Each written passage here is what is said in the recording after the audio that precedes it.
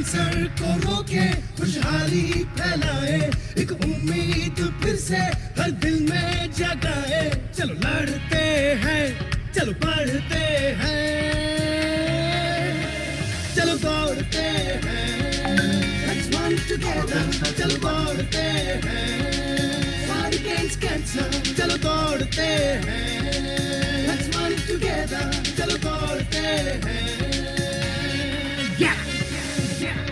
Detect early, treat timely, eradicate totally. A global cancer awareness drive by Grace Cancer Foundation.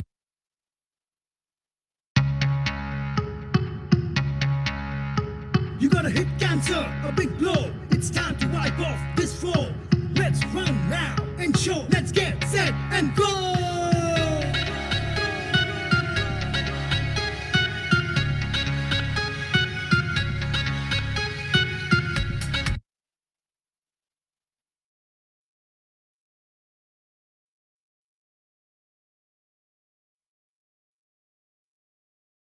This program starts now.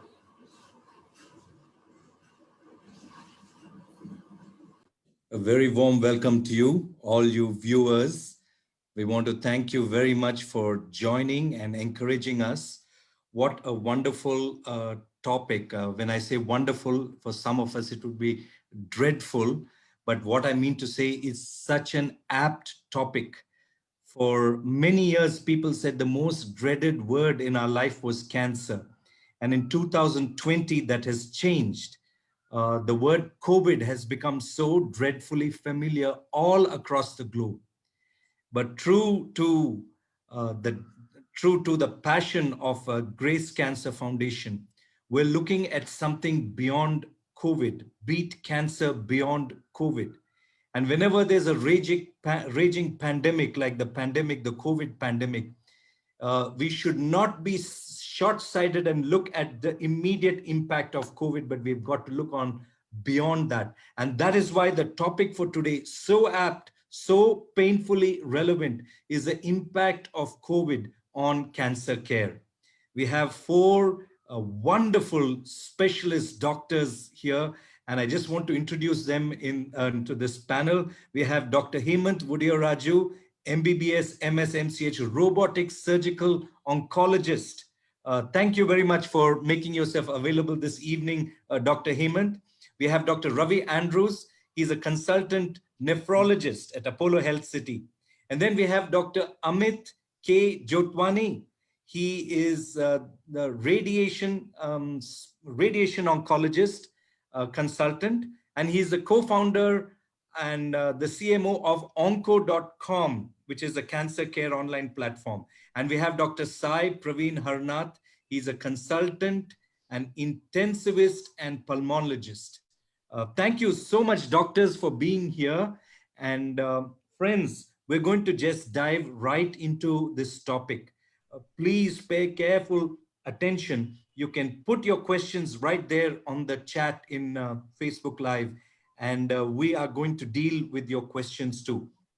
First, I'd just like to introduce Dr. Ravi to you in a little more detail.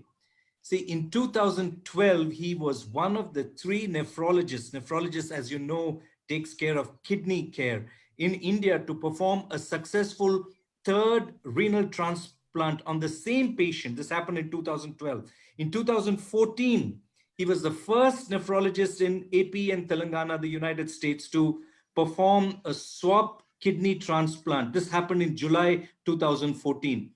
And then I also wanted to highlight that he's been rated the best nephrologist in Hyderabad since January 2012 till date on the online portal www.ratemds.com. A score of 4.4 on 5 is no mean achievement. He's a senior consultant nephrologist at Apollo Health City. He's a faculty and examiner at the College of Emergency Medicine, UK.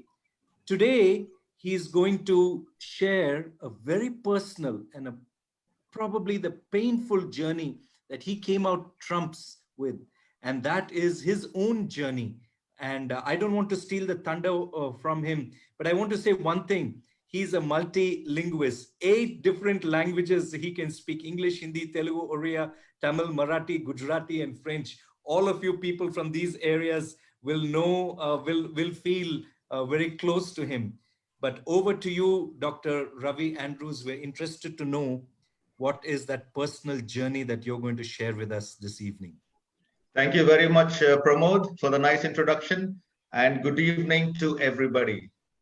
As humanity is fighting the war and the battle against COVID-19, let me tell you, though the virus is invisible, it is not invincible, and we can beat it. We can beat it with the combination of common sense, with the ever increasing knowledge that we have, and good luck, and also taking care of our background illnesses along with COVID. So let me tell you, my personal COVID-19 story began in March this year when the lockdown was announced. At that time in Telangana state, Apollo Hospital was the only private hospital that was permitted to admit and treat COVID-19 patients. Now, those with kidney disease who are on dialysis have a very, very high incidence or high risk of getting COVID-19 infections. And also COVID-19 infected patients have a very high chance of getting new onset kidney disease. So I knew that there was a very high possibility that I would be exposed to a large number of patients and I would possibly be infected myself. But we had to continue work. So Apollo Hospital started off taking care of these COVID-19 patients. And from March to June, things went on pretty smoothly and we were seeing plenty of these patients. In mid-June, when the government permitted more testing, where more facilities were available for doing the testing and more kits were available, we started testing more patients. And I found that out of the 35 patients that I was seeing, 9 of them on a single day tested positive for COVID-19. Obviously, I had been exposed to a very high viral load because I had already been seeing them for the last 3 or 4 days. And sure enough, on the 21st of June, I developed the typical symptoms of COVID-19 infection. I had fever, headache, body ache, sore throat, cough, red eyes, loose motions. I lost the sense of taste and smell. I knew it. I knew that I had the infection. So I gave off the nasal swab for RT-PCR. I came back home. I told my mother, who's 75 years old, I asked her to stay downstairs with my sister. I packed a little suitcase with 14 days worth of clothes in it. I took my laptop, my phone, a few books, and I moved into a room in the house which was attached with an attached bathroom. So I isolated myself and just stayed put inside. I told all my family members, none of you are going to come close to me. And I decided to treat myself at home because I was a doctor. I thought I could manage it at home. And food was left outside. A code knock was given. I would open the door, get the food and eat it, put it outside. All this went on. For a week, I managed at home. I was in touch also with my ID colleagues, also with Dr. Sai, the pulmonologist, and other people. And for the first 1 week, things were sort of stabilized. I was okay, but really, I didn't really get much better. On the 8th day, on the 30th of June, I developed a new symptom. I started developing chest pain when I took a deep breath. And this very rapidly progressed. By evening, I was gasping and I was breathless. I could hardly move a few meters here and there. I called up the hospital and my doctor, and they said, you better get admitted to the hospital, to the ICU immediately. And I was scared because I'm a doctor. I know both sides of the story. I know that at that point in time, and even now, COVID has no specific validated treatment, though we have much more armament in our armamentarium right now. And also I knew that I was pretty sick. I was breathless. There's a possibility that I would go on a ventilator. And if I go on a ventilator, I knew it was just 50-50 chance of coming out alive. But I had to go to the hospital. I had to take care of myself. And before I went, I looked around my house, looked into all the rooms, and I was thinking to myself, will I ever come back here again? And I was being driven to the hospital. I looked back. My daughter was looking out of the window. My mother and sister were looking out of the door. And as I waved goodbye, I was thinking to myself, will I ever see you again? Reached the hospital. Oxygen levels were very low at 80%. Immediately, all the treatment was started, including steroids, blood thinners, remdesivir, tocilizumab. Everything was started. But for the first 24 hours, I did not improve at all. I was still breathless. Even slight movement, turning to one side itself would make me start gasping. I required high doses of oxygen. after 24 hours, my wife asked our doctor, what do we do next? And he says just two words, just pray. And one of the pulmonologists who, my friend who was also there, he looked at my reports and looked at me gasping, and he said, only God can save you now. And I was rock bottom then. I thought I was going to die. I called up my wife, video calling. I gave her all my account details. I told her all the financial things that were rolling around the place. And I was just thinking, oh my God, I haven't written my will yet. And it was at that rock bottom situation that I was lying down on my stomach on that evening, because that's the best place to lie down on when you have COVID infection. Lie down on your stomach. I was lying down on my stomach, and I cried out loud. I was thinking, why me, God? Why me? Why is this happening to me? And then I hear a strong voice. It's not a soft little voice. It was a strong, tough voice which says, hey, you loser, why are you asking why me? When things were going all well, you did not ask why me. When you got into medical college, you got into CMC Vellore, and it was one of the best colleges in the country. At that time, you didn't ask why me. When you got a nice, good, wonderful life partner, you did not ask why me. When you got a wonderful daughter, you didn't ask why me. When your professional career was going so well, you didn't ask why me. Why are you asking why me now? Why are you saying why me now? Buck up, don't be a quitter, get up and fight. And that somehow changed things. I realized I was behaving like a loser, and I said, yes, I have to fight this out. And I just shook myself, and I don't know whether it's a vision or what, but I felt like a huge bull just got off my shoulders and galloped off. It was almost like my COVID bull. I got rid of my COVID bull. After that, I felt so much lighter. I started breathing better, and I started thinking, yes, maybe I can really make it. And as a doctor, we see so many critically ill patients, and many a times they do tell us these near death experiences and the visions, vivid visions, and the dreams that they get. And in the beginning, I used to just brush it off. I used to think, no, I mean, he's just imagining it, or it's just he's just a deliriousness that it's making him come out with these things. But now, for the first time, I was on the other side of the table. I could see the other processes of medicine and healing, and let me tell you, it's a humbling experience. So after this happened, I started getting much better. I started breathing better, and I really started improving. And after 48 hours, I was really just beginning to relax. And then I got another shock. I got a call from my wife saying that she also was admitted in the same ICU with the same symptoms, and she also had to get the same kind of treatment that I was receiving. Finally, anyway, at the end of the day, we both got better. At the end of a week, we were discharged from the hospital. We got home. It took us 2 months to completely recover from all this, but now we're both totally recovered, and both of us are getting back to our usual jobs. I'm back at the hospital treating more COVID-19 patients. And I think back and I think, what was it that got me through this? And it was a multitude of things. Definitely the grace of God, that definitely helped. The prayers of all the people who were close to me, good luck, good treatment at a good hospital, grit, and I guess the positive attitude, because when I started thinking that I can get better, that's when I really started getting better. So my message to all of you is, don't get scared of COVID. It's a positive attitude that will get you through this. And now we have lots more information about it. We have better methods of treating it.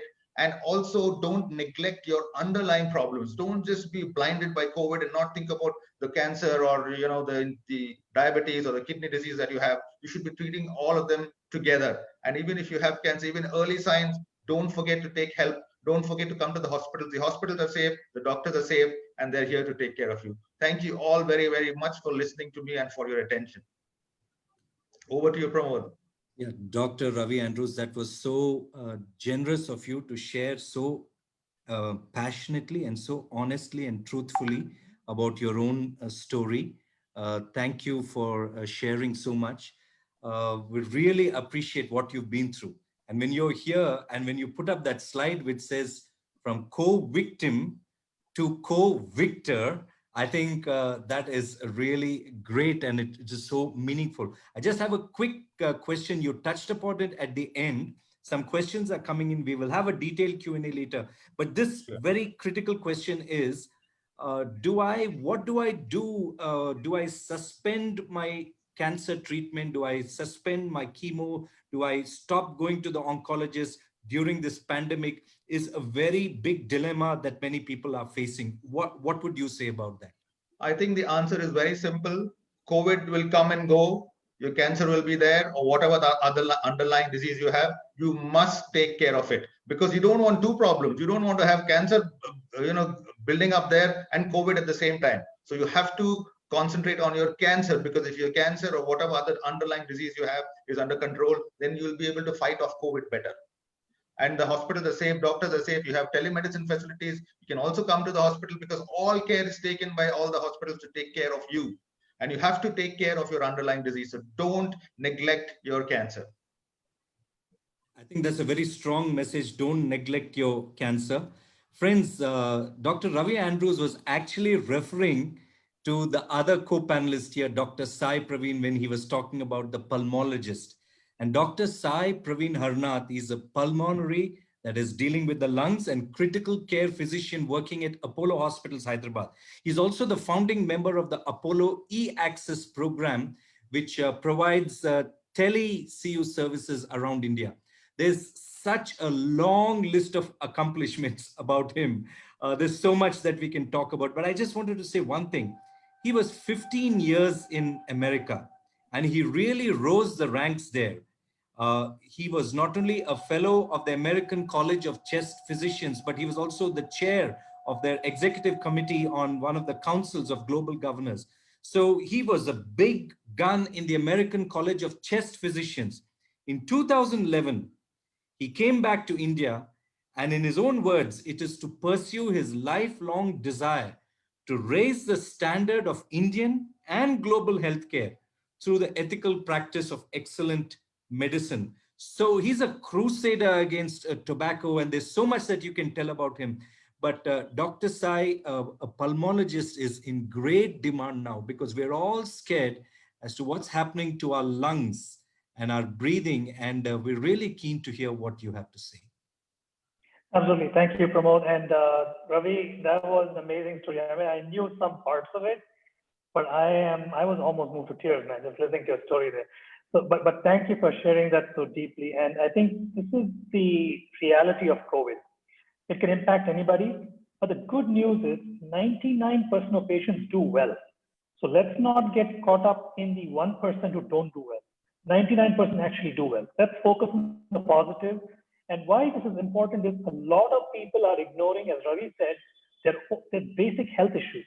Diabetes getting out of control, asthma getting out of control, people not refilling their medicines, not checking their sugar, ending up with all kinds of cancers which could have been prevented much more easily. Now, I also had COVID. I was at home, definitely not as vivid as what Ravi went through, but the fear was always there. I mean, the scared feeling that you get when you don't have something under control is not something that anybody wants to go through. But this is highly avoidable when you look at other diseases like cancer. You can actually prevent most of these, and modern medicine and modern scientific knowledge is so advanced now, and I'm sure that the panelists will share with you that you can actually treat many cancers to cure. You can actually completely get rid of the cancer itself, and most of the time it's better to prevent it. I just made a few slides. I'm just going to share it. Let's just see if this works. I generally say, let's pray to the gods of technology and hope sure that these things work out. I'm just putting it through, and hopefully you can see my slides there. It works. Perfect, great. So I just put these together a few minutes ago, in fact, and the whole point was, let's prevent cancer, let's detect it, and let's treat it. 30 to 50% of cancers can be prevented. 1 in 2 can be prevented. And of course, as you all know, tobacco causes throat cancer, it causes lung cancer, and all kinds of other things. Unfortunately, tobacco use is still widespread, especially in the pandemic, as people are stuck at home, are stressed out, they have nothing else to do. Tobacco use seems to have gone up. And it's important to realize that tobacco use can be prevented. You can stop using it. And I'm in business because of tobacco. If you think about it, if people didn't smoke, we would not have a job. Most of the patients I see have lung disease and other problems related to the use of tobacco. And I would encourage and use this opportunity where people are getting connected to your neighbors, to your friends, your family, even more than you did before. Take a moment and ask people who smoke, hey, why don't you quit? If one of you can stop one person from smoking, that will make a gigantic difference to the health of the whole world. 22% of all cancer-related deaths is due to tobacco. Like 1 in 5 cancer patients who dies is because of tobacco. And there's no excuse for us to use tobacco anymore. Chewing tobacco, hookah, vaping, doesn't matter what type of tobacco it is. And the cancer cost is exponential. And this is the Indian data, but in India, each cancer death is $21,000. It's a lot of money, almost 14 lakhs or so.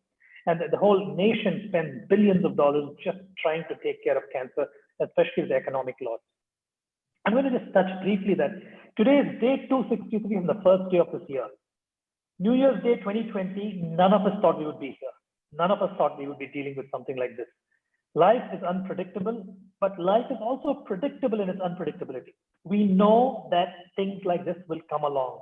COVID is not the last thing that we're going to see. Fortunately, we have the means to detect cancers. We have the means to treat them. We have experts everywhere who can actually take care of this. I'm sure you did not know that other viruses can actually cause cancer. Hepatitis B virus, human papillomavirus, HIV, these can cause cancers. And the background image you see in purple is an image of the coronavirus along with white blood cells over there. And COVID is going to come and go. But the mosquito, which kills 8 lakh people every year, 8 lakh people die from mosquito-borne illnesses, malaria, dengue, etc. They aren't gone anywhere. Air pollution hasn't gone anywhere. To protect your lungs, I would make sure that you don't smoke. Try your best to breathe clean air, avoid allergens.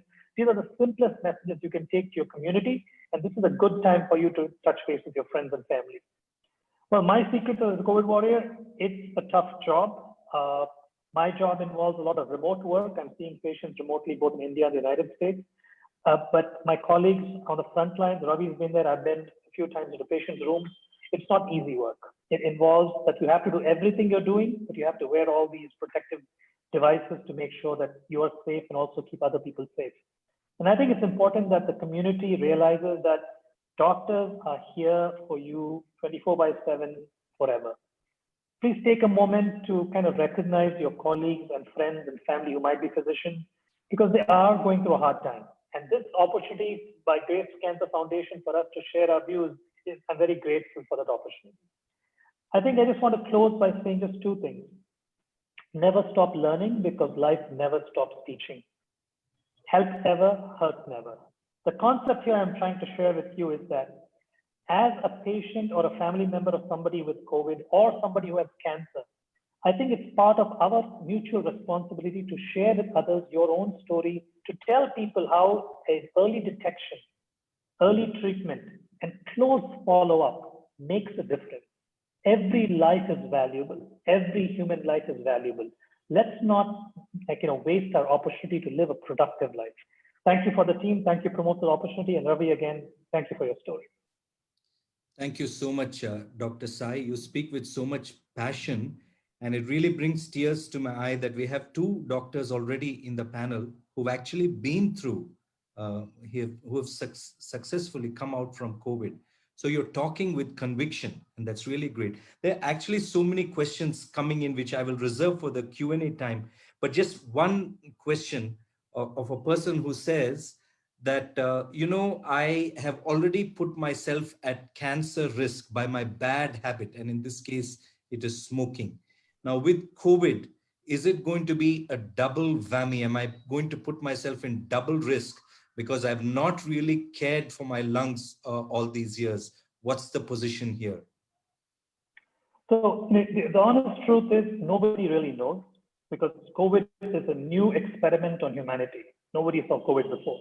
But based on prior experience on people who get infections who are smokers, there is data that there is a slightly increased chance of little more complex disease. But if you quit smoking, every moment after you quit smoking, your health starts improving. Within hours, your blood pressure gets better. Within days, your risk of lung infection goes down. Within weeks to months, your risk of many cancers come down. So I think the more time you give away from tobacco, your health is going to improve. And there are many ways to quit tobacco, multiple ways. And I think it's important for us to realize that there is help for even the most addicted smoker. There is help available. So Pramod, offline, we can definitely chat and figure out a way to take care of this. Thank you so much. You truly are a crusader against tobacco, Dr. Sai Praveen. But that's a beautiful positive note you gave here, that within a few hours and days, your health actually starts improving. And I think, friends, those of you who are smokers or any other addicts of tobacco here, you should take this message very strongly. What a strong and a compelling message this is from Dr. Sai. We'll come back to you, Dr. Sai, in the questions. But friends, I just wanted to introduce Dr. Amit. He's a consultant radiologist, radiation oncologist, and he's the co-founder of onco.com, which is onco.com, which is an online platform for cancer care. Dr. Amit, thank you so much. And I heard that you have some very interesting studies, at least two studies related to today's topic of the impact of COVID on cancer care. And we're really eager to hear about that, Dr. Amit. Yeah, thank you, Pramod, for uh, having me on this platform. Thanks to Grace Cancer Foundation. You guys are doing a great job in terms of guiding common people about cancer and all the other factors associated with it. So coming to the important discussion we are having, but before that, I want to pay my gratitude to more than 300 doctors who have laid down their lives fighting COVID. They died due to COVID while serving patients. So let's not take it very lightly. COVID is a serious problem. Doctors take due care, but still, as Dr. Ravi got affected, in fact, I also got affected. So fortunately, I was able to recover. So it is a real problem, and there's so much we don't know about it. But coming to cancer, we know a lot about it. At least we know that it does not stop. It doesn't care for COVID. So we have to have that balance. And now we know that really the most important part in cancer is time. Time is sometimes all that matters in cancer. So you can't really delay it. And these questions were in our mind. Through onco.com, we serve cancer patients while providing them multidisciplinary opinions from senior oncologists in India through online support. And we also guide them to right oncologists for their conditions. So what is more important part is here that we just wanted to understand through these studies. We presented these studies at the European Society of Medical Oncology Congress just last week. And what were the practical issues? In fact, India was imposed the world's largest lockdown. It was the strictest lockdown. Nowhere else we could see such kind of a lockdown. 130 crore people were kind of literally asked to stay at home just to delay the progression and to create awareness. And we just wanted to understand what are the problems cancer patients are facing, because their condition does not stop. They got confused. What is more important? What is more dangerous? Delaying treatment is, and no one knew about it at that time. If you go back to March, April, May, where we hardly knew uh, many things about COVID, what we know today, at that time there was a blanket kind of effect on cancer care, where almost and unfortunately for India, 60% of patients almost had stage 3 disease or advanced stage, those who came to us. It was a study comprising 482 patients, and 58% patients lived in tier 2 or 3 cities, who wanted to travel to bigger cities. That's very important to understand the plight of those patients who wanted to come to bigger cities for treatment but could not because of transport restrictions and other risks, and the fear, the scare that it caused. And no, up to 20%, 1/5 of patients reported closure of local cancer treatment services because of this COVID impact. Uh, Nobody knew, and it was a direct kind of effect that people stopped because they thought that chemotherapy and radiation and immunotherapy kind of reduce your immunity, so you are more prone to get complications due to COVID. So this was coming from a first principle knowledge that as your immunity goes down, this gets affected. And most of the, but one interesting point was in metro cities, patients continued their treatment. They had that, still had that access, especially those who had curable conditions, so their treatments were kind of still continued. So then we came to another study. We wanted to understand what is the kind of behavior of oncologists, what is going on there in their minds. So we analyzed 300 plus cases where we provided online multidisciplinary tumor board opinions through onco.com. And we went to in that study, and we realized in that doctors or oncologists per se do not want to stop or block cancer care. In majority of patients who were being treated with the curative intent, they were recommended to go for treatment and not wait for the pandemic to go down or for the lockdown to go away. We, in fact, issued letters to patients to get a pass from police and all. So, majority of patients. So, if you see the results here, out of 342 patients, 48 patients were hematological. But what's more important that 213 patients were being treated with curative intent, and 92 patients were being treated with palliative intent. And overall final what we came to conclusion was the majority of oncologists in India, and this study comprised oncologists from across the country, all over the country. So majority of oncologists in India prefer standard treatment protocols in their decisions, including the pandemic time also. And this could mainly also be due to the perception of a low infection rate in India at that time, what we were getting reports, and a lower case fatality or mortality due to COVID. So then we kind of had this, every oncologist thought, okay, what is more important? What is more dangerous? No doubt cancer is more dangerous. The fatality, the mortality due to cancer is much higher. Recently, another study came from European uh, researchers, and it was published in the Lancet, which said that cancer patients are not at a higher risk compared to general population due to COVID. Only the factors that put them at a higher risk were age, gender, and other conditions like cardiovascular conditions or uncontrolled diabetes, where comorbidities were putting them at a higher risk of complications. This study was of 800 patients, and it was published recently, just in July, in the Lancet journal.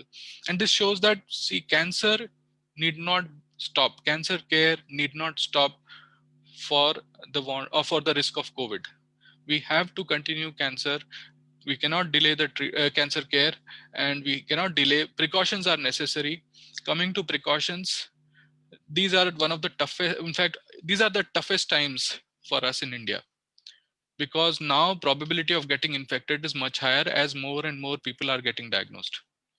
So your surrounding might be, your probability of getting infected is much higher now, given that this is such a highly contagious disease. This infection can happen to anyone. So mask, social distancing have become much more important now than ever before in last 6 months. So let's focus on these two things: prevention of COVID and continuity of cancer care. That's most important part. Thank you so much, Dr. Amit. And both those studies are really very, amazing. Especially there's a question related to the second study. You covered it, but very specifically, they want to know, can we postpone chemo, or, should we delay radiotherapy just because of the current situations, COVID related situations? If you can just emphasize that a little more, because this is a very earnest question from an earnest patient. So this question has been addressed by the study in Lancet journal. And this question was also addressed in our study, where we found that medical oncologists also were in favor of continuing chemotherapy if there were no comorbidities and other risk factors were taken care of. Suppose the general condition of patient is good, they don't have any other comorbidities, or they are in very good control, then chemotherapy should not be delayed or should not be stopped. Radiation also should not be delayed or should not be stopped. We have research to say that. We are not going by first principle of theoretical risk of lowering of immunity due to chemotherapy, but there is enough data or research that says that if you don't have uncontrolled comorbidities, or you are not at a very high risk, say age group of 65 or above, then you should not delay cancer care, be it chemotherapy, be it surgery, be it radiation. So in fact, the Lancet study says that those patients who got chemotherapy before being diagnosed with COVID were not at a high risk of death due to COVID if they were not having any comorbidities or they were not very elderly. So age is one factor, Male gender was found to be at a higher risk of COVID-related complications for cancer patients, and comorbid conditions like uncontrolled diabetes or the cardiovascular status. So we, as of today, the data says that we should continue chemotherapy, but it is an individual judgment of the treating oncologist uh, that should be taken into account. So a discussion can happen with the doctor, definitely. Thank you so much, Dr. Amit. The friends who are watching, what a clear thread and a compelling message that is coming. All these three doctors have been through the valley of COVID-19. And they're telling you the clarion call is simply this: the cancer treatment should continue, it should not stop. And each of them are saying with conviction that we are much more in control of the situations in our medical facilities, not to let you get so easily slip into the danger of COVID. So cancer treatment should continue. We will hear from our fourth panelist, Dr. Hemant V. And Dr. Hemant V is a robotic surgical oncologist. And I'm sorry, we are throwing a lot of technical medical terminology here, friends. But I think by now we know that oncology refers to cancer treatment. And Dr. Hemant is, a robotic surgeon oncologist in Apollo hospitals. And apart from that, what makes him so relevant to today's evening, which is a run up to the Grace Cancer Run on 10th October, is that he's a fitness enthusiast. He's a runner himself, the full marathon. And not only that, he's a driving force behind the run, which is in its third year this year. Dr. Hemant, I just want to pose a question, has already come in advance before you speak. So I want you to address that. And the question is it safe to do laparoscopic or robotic surgeries in COVID times? And you can kindly deal with it in your presentation. Yeah, so that's a very good evening, everyone. First and foremost, thanks for having me here. Hope I'm audible and clear. Yes, very audible. Yeah. Yes. Yeah. To start off, looks like I'm the only outlier here. I've great respect for the other three colleagues of mine who have fought the real devil and have come out successful. So that scares me. Am I next? Yeah. So, but then, yeah. So since we have three very good examples here of people who continue to fight the main problems of healthcare apart from their own. So this is something that we should all realize and take a lot of positivity out of it. And coming back to the question of should surgery change in any way during COVID times? So that has been a major question, which I can say is still very unanswered. Initially, when we started off during this COVID times about our surgical approach, there was a tendency to go to the time-tested open format because there was some consideration, there was some worry about dissemination of the coronavirus related infections in the operative theater in laparoscopy and robotic surgery. In laparoscopy and robotic surgery, like most people understand, it is a keyhole surgery in which we use a carbon dioxide gas to basically inflate the abdomen, inflate the space in which we are working. We create a space using carbon dioxide insufflation, and then in that space, we do our surgery. When we do an open surgery, we don't need to do it because we actually physically keep that place open. But when you do a minimal access surgery, you use this carbon dioxide gas to inflate. So there was always a worry whether this gas, which actually flows in and out of the patient, can disseminate the disease.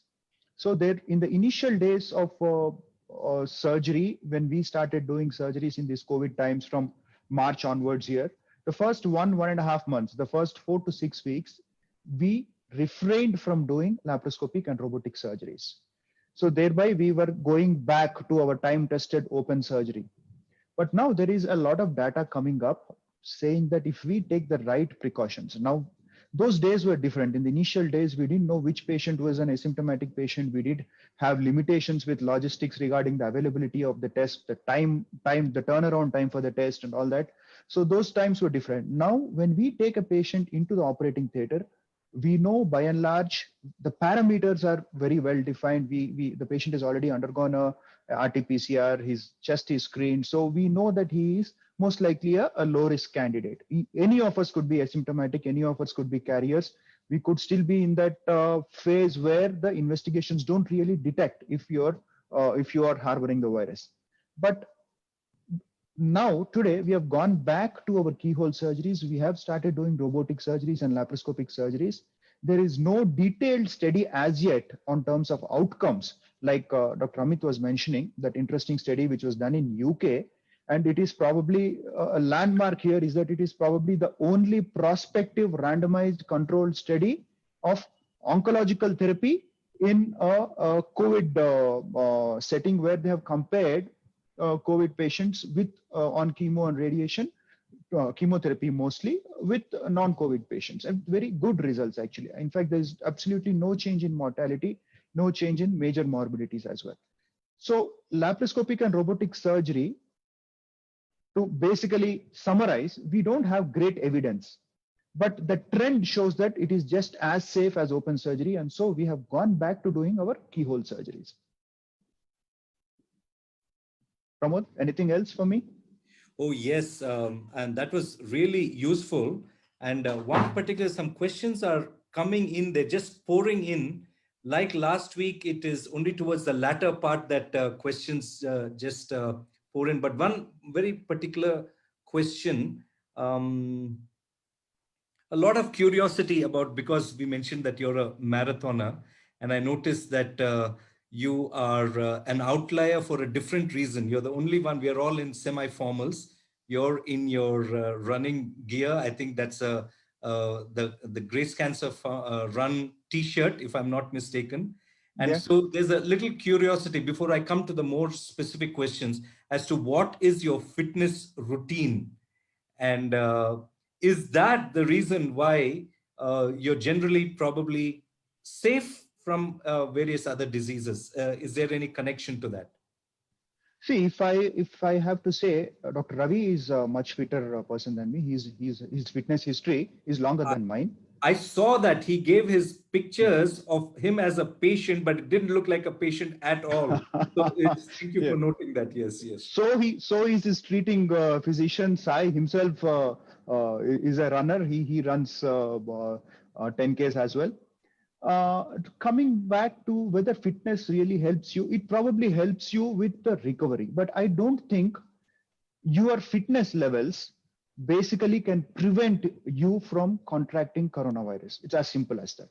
If you are fit and if you are a little lucky, you will probably get a milder form. But I don't think your fitness has got something to do with prevention of coronavirus. In my own case, my own team members with whom I have operated long hours, practically breathing into my trainees who works with me, my registrar who works with me, we are practically breathing each other's air when we are operating on a patient. A couple of them tested positive, but I didn't test positive. So did not my, Dr. Chinna, who's my colleague as well. It is probably got to do with the protection, the self-protection and the protocols that you follow. If you follow certain which we all know, I mean, the masks and the sanitization and all those things, and if you are a little lucky as well, I think you can prevent the disease. Coming to fitness probably helps you with your turnaround time in terms of fighting the disease and coming out of it rapidly. But I don't think I can take credit that because I've been a runner or because I've been a fitness enthusiast, I did not get coronavirus. No, I'm sorry, I don't think so. That's a very honest response, and it does make sense, Dr. Hemant. But another quick thing, which can be a quick answer, is we have said don't stop your cancer treatment due to COVID. I also want to ask a similar question about fitness. Do we restrict or stop our fitness regimen due to COVID pandemic, or what are the precautions we can take to continue to be fit during this time? See, I can only give you my example. I am basically I call myself a very social runner. I don't run alone. I run alone if only out of 7 days a week, 4 days compulsorily I would go out and do a 10-kilometer run, out of which 3 if not all the four, was with a group of friends chit-chatting, and then a nice jolly kind of a, and it is my kind of a socialization. For somebody like me, since March end, March 22nd or 23rd, that the lockdown was put in, I have not stepped out to run in the last 6 months. Probably I've done 3 runs, and those three also are because I just want to get into the running format again to do our Grace Cancer run. But all these 6 months, I have invested in pursuing some kind of fitness activity at home. 20 minutes of cycling, 20 minutes of body weight, some amount of skipping. I realized as a kid, I could never skip. My sister used to challenge me. Girls skip really well, and she would go and do hundreds of skips, and I would trip on the 6th or the 7th run of the rope. I ended up doing 3,000 skips nonstop. So you have to stay fit. Find something else other than your routine. If somebody is used to going to a gym and the gym is closed, it's no excuse that okay, my gym is closed, I don't want to exercise. You do something else. You do body weight. You just walk at home. You just run around your house. You do something. I mean, stay fit. Invest those. The guideline is very clear for each of us. We need to spend 150 minutes of moderate intensity activity per week. So 150 minutes is less than 3 hours. It's 2.5 hours. So that amounts to half an hour of activity 5 days a week. Is the universal recommendation of exercise. Moderate act, not high intensity activity. High intensity activity is for those who are already into fitness. So 150 minutes of fitness activity is must per week for us to keep most of the diseases at bay. And if you need to change your format that you are used to, by all means, please do it. But then continue your physical activity. Somebody is used to swimming, the pools are closed, you find something else. You have a static cycle at home, do that, or you do body weight exercises, you do yoga, you have these so many app guided things where they make you dance, you do Zumba, you do whatever you want. Catch hold of your wife and then play a nice song and dance with her for half an hour. Do something, but then stay fit. Thank you. With you, it sounds like so much fun. And friends, I just want to tell you, when you heard the word skipping, it doesn't mean that you should be skipping your fitness activities. It means that you should do skipping with a skipping rope and other innovative things which you can do indoors.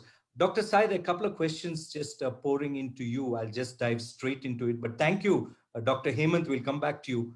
Dr. Sai, this question is from Joshua Cherukuri. Sir, how is the response of lung carcinoma patients tested COVID positive who are under chemotherapy stroke radiation oncology treatment?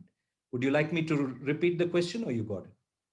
I got the question. So essentially, Joshua is asking, how have lung cancer patients who test COVID positive and under treatment, how have they responded? See, fortunately, I have had experience of about 2 patients during this time frame who had lung cancer. One was a new diagnosis. In fact, I was glad that they showed up because they could have easily put it off and could have been delayed care. And it was fortunate that we were able to do the exact same workup that we do. I was able to actually get the diagnostic test where we do the endoscopic biopsies. We were able to stage the cancer, do the PET scan, and have a treatment plan and initiate chemotherapy. The patient got on chemotherapy and they did well. So the thing to remember is that not everybody responds the same way, and a little bit has to perhaps do with your immune system and your genetics in terms of how you respond to infection. So fortunately, this patient did well. Now, we have to be cautious though and monitor them very closely. There is definitely the risk that lung inflammation can increase. Some of the cancer medicines we use can also look just like when you do a CT scan. Taking certain cancer medicines may make it look like corona when it's not. So it's important to recognize that there are differences in how people respond. The general answer would be yes, you can pursue under close medical supervision. Thank you. Thank you, Dr. Sai. Makes sense. We are still with Joshua Cherukuri. He has a follow-up question, which could be you, Dr. Sai, or Dr. Amit. And the question is, what is the impact of COVID-19 on patients who are on oral chemotherapy agents, such as tyrosine kinase inhibitors, TKIs, I believe? Either of you can kindly enlighten us on that. A word and Amit jump in. What I mentioned earlier, sometimes patients have side effects in the lungs because of these medicines. And about 2 to 4%, depends on where you're looking at, of patients who can have lung inflammation because of some of these medicines. So it's important to kind of keep an eye out for that. But otherwise, most patients can do very well. They can continue it, and I don't see any harm in that. Hemant or Amit, you guys have any thoughts on this? So mainly there are multiple factors also which we consider. One is especially when patient is on radiation or something, volume of disease, how much volume of lung is getting irradiated, and the kind of chemotherapy. Then the individual patient's biological response to COVID, that might affect definitely internally how their inflammatory response is kind of evolving.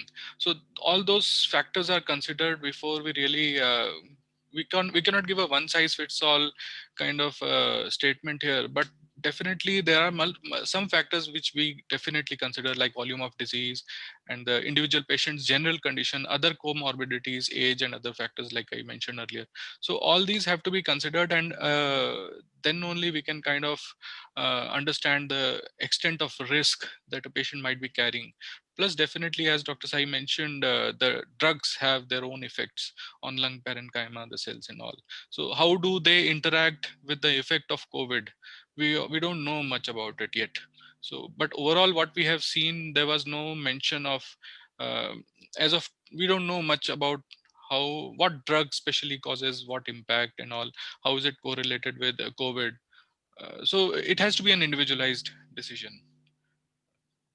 So what you're saying, Dr. Amit, is it's better that they don't, they go for specific consultation, consult their doctor on this and follow up on this without any further delay is what you are saying. And exactly. Yeah, thank you so much. Dr. Ravi, this question says, cancer care with kidney disease, are they at a higher risk than others for COVID morbidity? Should they change the mode of kidney cancer care during this, change the mode of treatment during this time? I know you mentioned that don't stop your treatment, but here's a little kind of twist in it. Should they change the kind of treatment that they do? Yeah, so you need to trust your primary caregiver. So if it's kidney cancer, you have to trust your oncologist. If it's kidney disease, you trust your nephrologist. Trust them blindly, discuss with them, and they will decide, depending on the current scenario, whether the treatment should be changed or needs to be continued at the same rate. Now, just another point I want to allude to, everybody is talking about COVID causing deaths, cancer causing problems, kidney disease. Let's look at it mathematically. COVID kills 1%, 99% survive. Cancer will kill definitely more than 1%. Kidney disease, if you don't take the treatment appropriately, is going to kill 90%. So don't get all confused and think about changing your treatment because of COVID. Like we all said before, COVID will come and go. Your cancer treatment, whatever it is, needs to continue. And whatever modifications that need to be done will be done depending on your clinical condition, and it will be decided by your primary doctor. Over to you, Pramod. Very meaningful thing that especially put it in perspective when you talked about the 1% fatality in COVID and the 90% in kidney related diseases. Is really puts things in perspective, and I hope people you will take this very seriously. There Mr. is Pramod, if I may add, please, Doctor. We are not very sure, to add on to what Dr. Ravi has said. We are not very sure when COVID is going to go, whether it is going to go or whether it is going to stay with us, right? But as data evolves, we are very sure about how to manage our pre-existing diseases. We know how to manage kidney diseases, lung diseases, and cancer diseases. Now, as data evolves, we will know how to manage these pre-existing diseases in a COVID setting, right? So we cannot stop, we cannot greatly modify our treatments, or we cannot postpone for sure the treatment for more serious diseases like cancer and kidney diseases, which are here to stay along with COVID. We need to find a formula where we can handle both of them.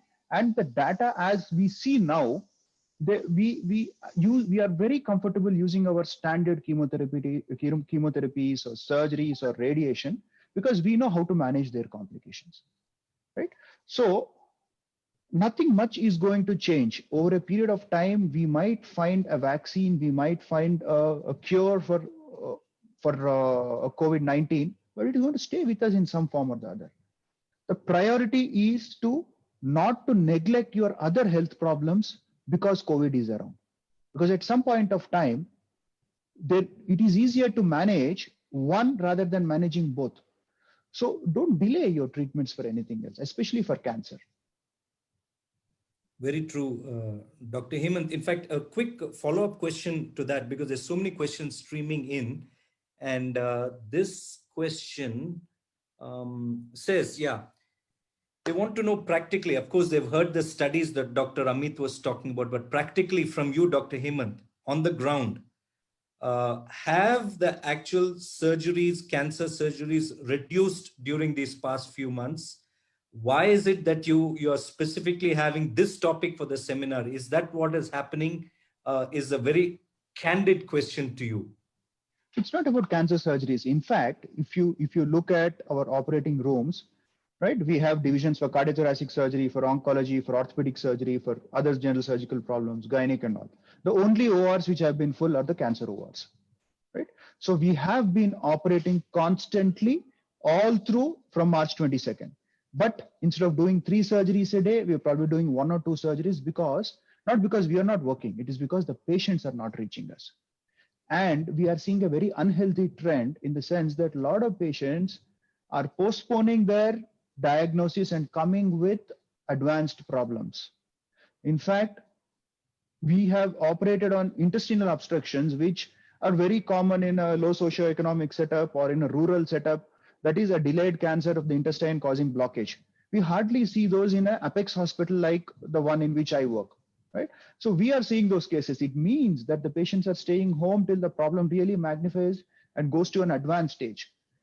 No stoppage in any kind of cancer related therapy anywhere in the world in all these days. If some elective surgeries, like say probably hernias and a few gynecological procedures which can wait and watch, or a few non-specific lump surgeries and all those things, but no change in cancer surgeries. It is a mindset of the people who have to change, and we are worried because now I personally feel that because of the delays, worry of going to a hospital, getting your symptom evaluated will probably lead to a huge volume of advanced diseases in the near future.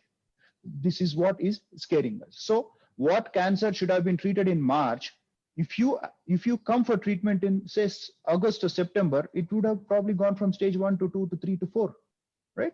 There is a worry of coronavirus around, but please trust us that we are taking the utmost precautions to see that our patients are safe. Most hospitals have a COVID facility and a non-COVID facility separate.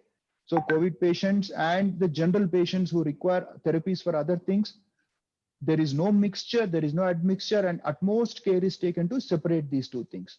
Yes, coming to the pertinent question, yes, this seminar has been organized specifically because we don't want you to ignore your symptoms. If you don't come for a general review, supposing you have a diabetes related small problem or you have some review thing, you don't do your review, that is fine. In fact, even that should not stop. All of us are available online. Each and every one's doctor is most of the times available online. You can take an online consultation sitting at home for a general review. But if you have a specific symptom, please understand nothing has changed for you. Whether there is corona or no corona, you are supposed to get your symptom evaluated. Don't sit at home thinking that, okay, I will get this problem, I have this problem, but I don't want to go now because there is coronavirus in this hospital. There might be coronavirus in your home as well, True. right? So if you have a problem, any health related issue, do not hesitate to go and meet your doctor, either physically or go for an online consultation, but do not delay acting on your symptoms. A general review can probably wait. Thank you so much, Dr. Hemant. You could not be more clear than this. I think everyone has been giving that same message. It's actually a plea from these doctors here, friends. Don't delay your treatment because of COVID. I have just one last question for Dr. Ravi. And then I'll come back to you, Dr. Hemant, to have the last word. And I'll tell you what is that question you have to deal with when we come back to you. And that was a question from Shri Ambika. And her very genuine question is, why are men getting more affected with COVID-19 when compared to women? We'll come back to you for that answer so that you can lead up to the run also. But Dr. Ravi, here's this question from Mata Kalyan. And with the fear of COVID lurking around, the down state of mind with treatment of cancer going on, what could be the mental and psychological care these patients need? And you've been through this, so you'll have the appropriate words to say for this. Yeah. So Mata Kalyan, I think the most important thing is to have a positive attitude. It's very easy to sit here and say have a positive attitude, but then you really have to live it. So what I will tell you what I did to make myself positive. One is you make a list, your bucket list. We all have a bucket list, and you think about it, and you say, yes, I want to achieve all these things, and that would push you into fighting whatever devils you have in your mind to get through it and move on and try and do your complete your bucket list. Now, again and again is something that we are all of us together here are emphasizing. Forget about COVID. Think only about your primary disease, which is cancer. Then you will be able to deal with it much more easily and much better. The minute you start confusing yourself, should I be worried about COVID? Should I be worrying about cancer? Should I be worried about this, that? No, just focus, tunnel vision. Your main problem is cancer. Focus on that and do whatever you can to overcome it. COVID, just forget about it. It's not going to bother you. If you take care of your cancer, COVID will not bother you. Of course, you need to take the routine precautions. That doesn't mean that you have to be a cowboy and just roam around all over the place without the precautions. You have to use the 3 precautions. The acronym here is SMS. So you should have social distancing, you should have mask and sanitization. Just do that, take all those precautions and just forget about COVID, concentrate on your cancer and think positively. Look at your bucket list, look at the people all around you. Look, and when you have two problems, this is what I do. When I have 2 problems, I think, or when I have a problem, I think of another problem which is much, much bigger than that. It happens, yes. And like, for example, in the hospital, when I see patients who are really sick, who are on ventilator, who, I'm talking to the family members and counseling them and telling them this patient is really sick. We're trying our best. We don't know whether he'll make it or not. I think of those problems when I see some little problem at home, which my wife or my family is, creating. I compare it with that one and I say that person has got a much bigger problem. They're thinking about life and death situation. Here it's nothing. I'm just worried about few little things here and there, and that immediately makes this problem smaller. That's what I do personally. I don't know whether it'll work for you, but these are the methods. Think of your bucket list, think of the things you want to do, and try and put a bigger problem, somebody else's maybe bigger problem in front of your little problem. So it's resolved, and forget about COVID. Be positive, think of what you want to do, think of bigger problems so that the current one pales into insignificance. Dr. Hemant, if you don't mind, because I want to get in a word from Dr. Chinnababu here, who is actually the founder of Grace Cancer Foundation. So if you can quickly, in a nutshell, we're already pushing the envelope here. We are 2 minutes over line. Men versus women. Would you prefer to answer it as an easy answer? Would you like to take it offline and then hand it over to Dr. Chinnababu? So there is no data saying that men versus women, that men, as far as I know, that they are suffering more. Nothing of that sort. I think it is early days yet. So the data is still evolving, right? So everyone be careful. That's what you're saying. So yeah, everyone has to be careful. And see, if you initially said that only few countries is going to get, hot areas you won't get, it's evolving data. It's too early to comment on anything. If you're just 6 months into the disease, and probably a disease which is going to stay with us for lifetime. Right? I don't think that is really right that men will suffer more than women. Nothing of that sort. Well said. Others can correct me if anyone more wishes. Thank you. We will leave it to Dr. Chinnababu. Friends, we've already exceeded by 3 minutes, but this is such a fascinating treasure of information that is going to be so useful for our life. It can make a difference between, our life itself. And so over to you, Dr. Chinnababu, to just wrap it up. Thank you, Pramod, for being such a wonderful moderator and host. You're always available. And I'm extremely grateful to the elite panels who are here today, because They've taken out their precious time to give us this most needed information on the impact of cancer care in COVID times. So the COVID impact on cancer care, I think a strong message has been conveyed. So thank you each one of you, Dr. Ravi, Dr. Sai, Dr. Amit, and of course, my co-founder, brother, Dr. Hemant. So I just want to leave with you a small message today that the Grace Cancer Foundation is determined to continue the fight against cancer with COVID or without COVID. So in any time, the fight against cancer cannot stop. So let us together fight cancer. And we are coming up with the most innovative run of this year, the first virtual cancer run, which is a global event. More than 100 nations participating on 10th of October. It's a Saturday. People can walk anywhere they're comfortable. As Dr. Hemant has very nicely put it, if you can't do a social running, you can do at your home, on your treadmill, on your terrace, on your backyard, in your colony, wherever you are, adopt physical activity. And I think one of the important means of preventing cancer is a healthy lifestyle, which includes physical activity. So embrace physical activity. Let us beat cancer beyond COVID-19. So I request each one of you, all the viewers, please sign up. You can get the details at gracecancerrun.com or gracecancerfoundation.org. Please sign up, come in big numbers, and together let us fight cancer. Let us adopt healthy lifestyle. Let us prevent cancer.